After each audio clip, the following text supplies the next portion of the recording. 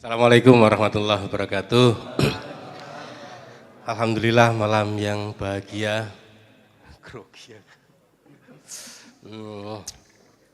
Sudah lama enggak bareng-bareng dengan Mas Helmi, Mas Jamal. Ini tak hitung-hitung itu ya sekitar 8 tahunan lah. Tapi rasanya kayak baru 7 tahun. Dulu kita selalu bareng, saya, Mas Helmi, Mas Jamal, bertiga ini kemana-mana selalu bareng, makan bareng, tidur bareng. Tapi sebuah peristiwa kemudian memisahkan kita. Ya, kita saling mencari dan alhamdulillah malam hari ini Allah mempertemukan kembali. Terima kasih Indosiar. Oke teman-teman, mudah-mudahan malam hari ini kita kalau lihat ketawanya ya kayaknya seneng kabeh lah. Dan ngopo kok harus majelis ilmu tadi sudah disampaikan oleh Cak Yaki. Tapi setidaknya teman-teman, kalau majelis ilmu ini berlangsung, saya pikir tidak akan terjadi yang namanya bencana seperti yang terjadi di Aceh dan Sumbar Sumut hari ini. Mbak Nun pernah menyampaikan, jadi selama ini ada salah kaprah antara bencana dan musibah. Padahal ada perbedaan yang sangat tegas antara musibah dengan bencana. Kalau musibah itu tertimpa, apa bahasanya ya, apapun yang ditimpakan kepada manusia maka qaulu innalillahi wa inna ilaihi rajiun. Jadi musibah itu sesuatu yang ora ono perane manusia, pokoknya ngerti-ngerti ditimpakan kepada manusia. Itu musibah. Jadi kehendak Allah, takdir Allah untuk menjaga kelangsungan semesta, untuk menjaga sunatullahnya berjalan sesuai dengan alamiahnya, itu namanya musibah. Bersamaan dengan itu ada yang namanya bencana. Nah bencana itu kerusakan yang dilahirkan dan dihadirkan oleh ulah si manusianya itu sendiri. Jadi tidak ada istilah bencana alam itu, karena air itu ya ning dindi ket mbiyen ya saka dhuwur mengisor. Cuma kadang-kadang ya ono sing belok-belok ngono kae gawe angka 8 ning dalan. Kuwi air yang lain lah itu.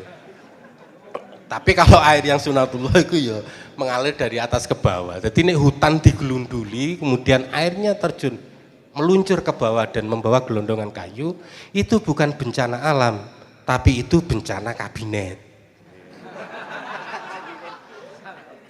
Karena apa? Karena yang mencita-citakan terjadinya itu ya urusannya ning Jakarta, yang merencanakan mempetak-petakkan sehingga terjadi penggundulan yang karpe katanya untuk kesejahteraan itu, yang janjinya seperti itu, ternyata enggak, gunungnya dihabisi tapi hutangnya menggunung.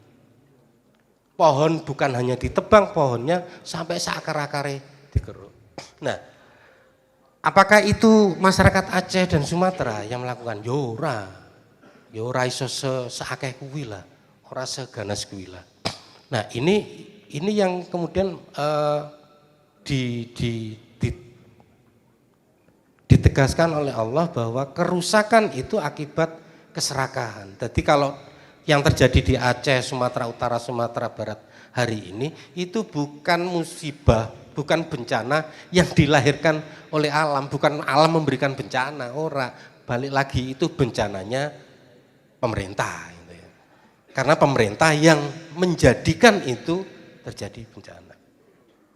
Teman-teman sekalian, Allah mengkaruniakan kita itu, kita itu kan bersyukurnya dilahirkan Allah tanpa harus meminta gitu ya. Dilahirkan di bumi yang wah luar biasa kayanya, di bumi Indonesia ini. Bumi yang tanahnya itu suburnya luar biasa. Ibaratnya nek nandur iku ora perlu dipupuk, cukup diopok-opok wis urip gitu ya. Dadi ora mung tanduran, ora mung bojone tok. Tandurannya diopok-opok wae wis iso urip. Tanahnya sangat subur gitu ya. Satu, tanahnya subur. Kemudian yang kedua, hutannya itu luar biasa luasnya dan luar biasa kayanya sumber alamnya. Dari hutan ini iso ono kayune, ono satwanya yang beragam yang mengalahkan semua jumlah satwa yang ada di dunia, paling banyak di Indonesia. Itu dari satwanya, dari jenis tumbuhannya yang iso dienggo obat, iso dienggo apa meneh. Kayu iki iso dienggo apa wae? Iso digawe mebel, iso digawe furniture. Mebel iki kelingan bakul mebel dadi. Iso digawe oma, iso digawe kapal, bisa dipakai macam-macam. Itu dari kayunya. Dari hutan itu ya. Belum satwanya, ada binatang-binatang yang tidak ada di belahan Nusantara yang lain. Ono kewan iki sing mlayune banter, ono kewan sing mlakune iki lambat banget. Indonesia jan unik banget. Burungnya juga banyak. Ada burung yang terbang, ada burung yang bersarang, macam-macam lah. Itu dari hutannya. Kemudian dari lautnya. Laut Indonesia itu bukan hanya sekedar ada banyune tok, tapi ono garamnya, ada pasirnya, ada biotanya, ada ikannya yang luar biasa, ada kandungan minyaknya. Iku ora diduweni karo bangsa liya. Tidak ada di bumi lain gitu ya. Hanya ada di bumi Indonesia. Tanahnya subur, hutannya luar biasa luas dan kayanya, lautnya, terus apa meneh? Kandungan tanahnya, mineralnya. Wis ana apa wae ning jero iki nek digali. Ya ana cacing, ana ula, ana yuyu. Ada timah, ada tembaga, ada emas. Yang kalau teman-teman ya browsing Google lewat Yahoo lah, apa ngono iki jenenge. Ora ngerti lah. Kalau teman-teman tanya aja lah ke Mas GPT itu ya. Kekayaan tambang kita apa? Orang ono sing ngalake, emas kita terbanyak, timah kita terbanyak, nikel kita banyak. Oke, dirangkum semua kekayaan Indonesia itu wis ora ono tandinge. Dan itu semua oleh Allah dikaruniakan untuk kita sebagai rakyat, sebagai bangsa yang mendiami di Nusantara ini. Nah, iki nek misal dipasrahke langsung ke masyarakat Indonesia sing 250 juta, terus ngelola tambang, ngelola emas, ngelola segala macam itu, bayangan kita pasti keributan yang terjadi, mesti rebutan. Misal neng Gunung Kidul kono ono tambang emas, terus itu adalah untuk rakyat Gunung Kidul misal, itu adalah karunia Allah untuk rakyat Gunung Kidul, ya mesti geger rebutan, mesti oyo-oyo anu iki wekku, aku dhisik, aku tak macul sih, aku tak takut sih, pasti rebutan. Maka kata pendahulu kita, kata orang-orang bijak di awal-awal pendirian negara kita ini, ben ora do rebutan laute, ora rebutan hutane, ora rebutan tambang, ndak rebutan segala macam itu, biar terbagi rata dan semuanya sejahtera, ben kebagian kabeh sing ning Sumatera entuk, ning Kalimantan entuk, ning Jawa entuk, ning Irian Jaya, Irian Barat, Papua juga dapat, biar semuanya merata. Sulawesi dapat, Bali dapat, meskipun tidak ada tambang di sana, biar semuanya kecukupan, maka dibentuklah negara. Ya dadi negara kuwi awale katanya untuk mengelola semua kekayaan ini supaya semuanya sejahtera. Nah, kira-kira kalau 250 juta rakyat Indonesia itu kemudian dikelola oleh negara, kekayaan sing melimpah tadi itu, kata Pak Mahfud, ini Mahfud loh ya sing ngomong. Kata Profesor Mahfud itu tentu nggak ngomong asal pasti, karena beliau seorang profesor, pasti melalui penelitian dan pasti melalui analisa data yang detail itu. Beliau menyampaikan kalau kekayaan ini dikelola secara benar-benar dan sungguh-sungguh dan dibagikan secara merata kepada 250 juta rakyat Indonesia, per orang itu dapat 20 juta per bulan. Kan enak banget, ora perlu makyahan mesti. Sayem uripe. 20 juta, Mas. 20 juta. Gak perlu pinjol karo judol. Aman. Cukup ojol. Wis kuwi jadi meh padha karo kur ya kuwi. Itu per bulan. Artinya potensi kekayaan kita itu nek dikelola secara normal, kekayaan sing semono kae, perlu diingat ya, iku kekayaan sing dikaruniake Gusti Allah kanggo awak dhewe kabeh. Ora kanggo wong siji tok, ora kanggo wong loro, wong telu, wong papat, ndak, tapi untuk semua 250 juta. Nah, biar tadi itu rumusnya kan dari Allah untuk masyarakat bangsa ini biar ndak rebutan dan bisa terdistribusi secara merata, maka digawelah negara. Oke ya. Nah, negara ini biar bisa berjalan, dibentuklah yang namanya pemerintahan. Pemerintah ini dipilih wong-wong sing pinter, sing kompeten, yang punya kemampuan untuk bisa mengelola tambang, bisa mengelola hutan, bisa mengelola lain sebagainya itu. Pemerintah iki ana wonge. Dadi uduk lembaga sing gedung gitu ana wonge jenenge pejabat. Nah, pejabat-pejabat inilah aparat-aparat negara ini yang diberikan mandat supaya mengelola kekayaan tadi itu dibagikan roto kepada kita ini, termasuk teman-teman Ma'iyah ini. Ben setiap orang itu dapat 20 juta per bulan. Menurut hitungannya Pak Mahfud. Nah, pertanyaannya sekarang, pejabatnya apa rakyat sing sejahtera? Saya itu pernah ya nyoba iseng itu pas ada pelatihan gitu, saya nanya, tolong sebutkan satu kata saja untuk menggambarkan pejabat. Satu kata, coba Mas, pejabat satu kata aja. Celeng. Peserta pelatihan waktu itu ada 100 orang, nulis rano sing bener. Coba sebutkan satu kata saja untuk mewakili kata pejabat. Celeng, bajingan, kere, macam-macam. Ya pokoknya semua nama-nama yang ada di kebun binatang kecuali koala. Koala gini. Enggak ada. Nah, artinya teman-teman, pejabat ini kita urut ya tadi, Allah memberikan karunia alam yang kaya itu, kemudian digawe negara supaya bisa merata, negara menunjuk pemerintah ada orang-orangnya namanya pejabat. Berarti pejabat ini yang diberikan kewenangan untuk mengolah alam tadi itu. Nah, balik lagi. Nek secara sederhana ini nih, jadi kekayaan itu masuk ke pejabat, kemudian didistribusikan ke rakyat. Itu ya. Alure sederhana ngono kuwi. Nah, masuknya ini kemudian didistribusikannya iku jenenge APBN.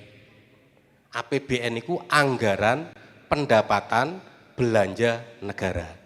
Jadi kekayaan sing semono kae kuwi begitu dadi pendapatan masuk ke APBN. Setelah masuk ke APBN ini didistribusikan. Jadi saka emas, nikel, batu bara, hutan dan lain sebagainya tadi itu diolah didadekake duit, kemudian didistribusikan ke rakyat dalam bentuk ada MBG, ada jalan raya, ada rumah sakit, ada puskesmas, ada apa meneh? Rumah sakit meneh, puskesmas meneh. Oke lah pokoknya ya, didistribusikan untuk kekayaan.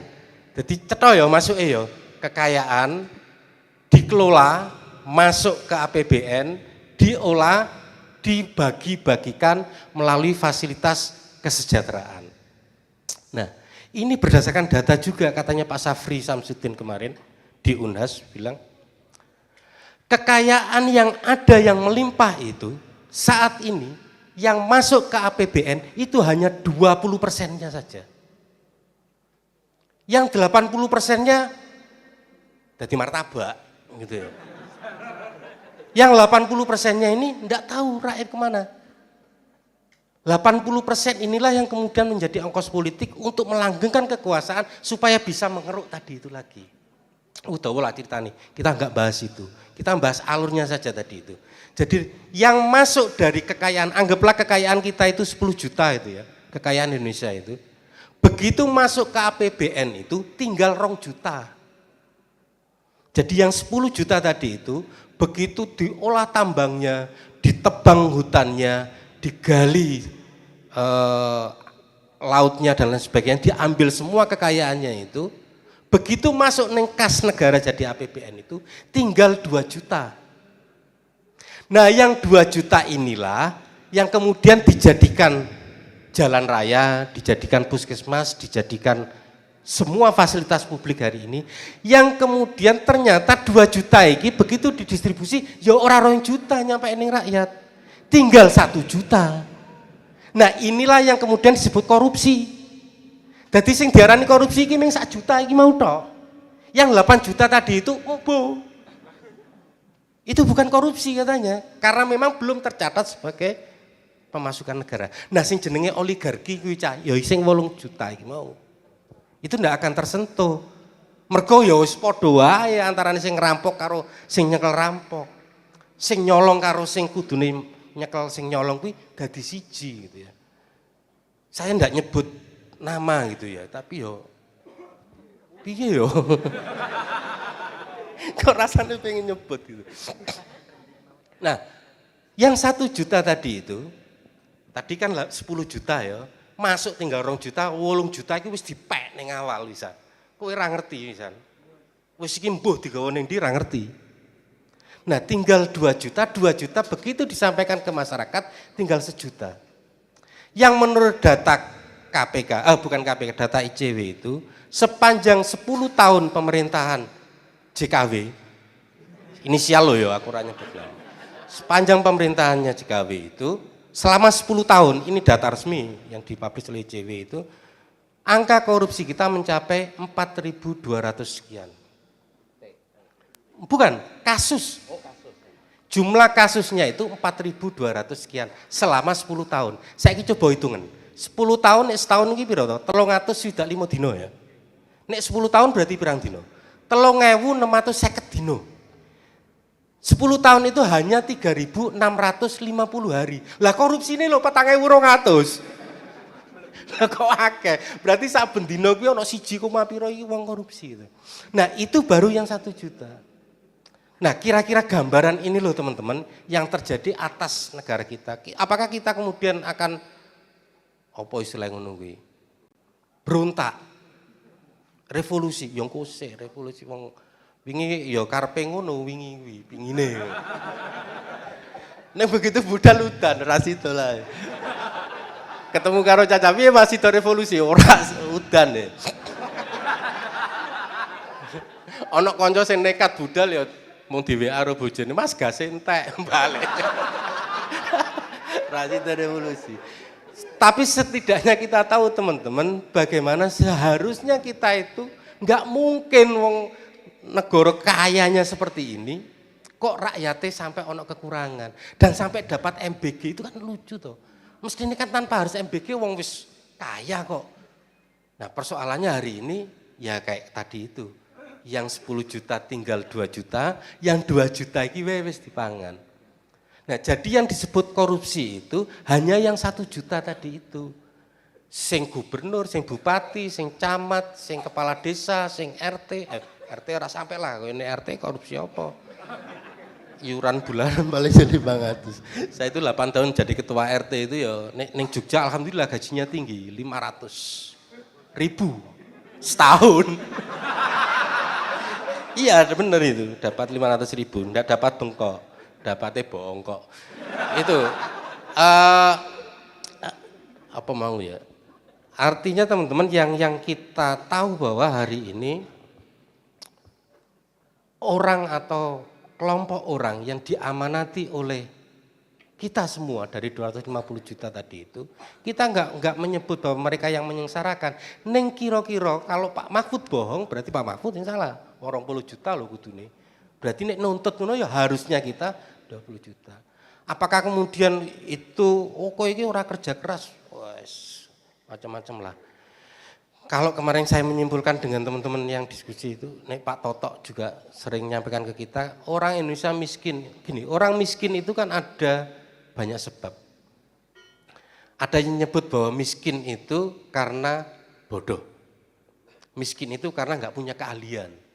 Orang duwe kemampuan, ada yang bilang gitu. Ada yang bilang kedua, orang miskin itu karena dia pemalas. Maka dia tidak bisa bekerja baik dan miskin atau secara uripe. Saya ini pertanyaan nih, kira-kira orang Indonesia kita ini yang miskin-miskin ini, iki bodoh dan malas ora sih? Kayaknya enggak. Tonggoku kuwi, wah nek nukang pinter banget. Tukang kayu kuwi. Iya, teman saya tukang kayu.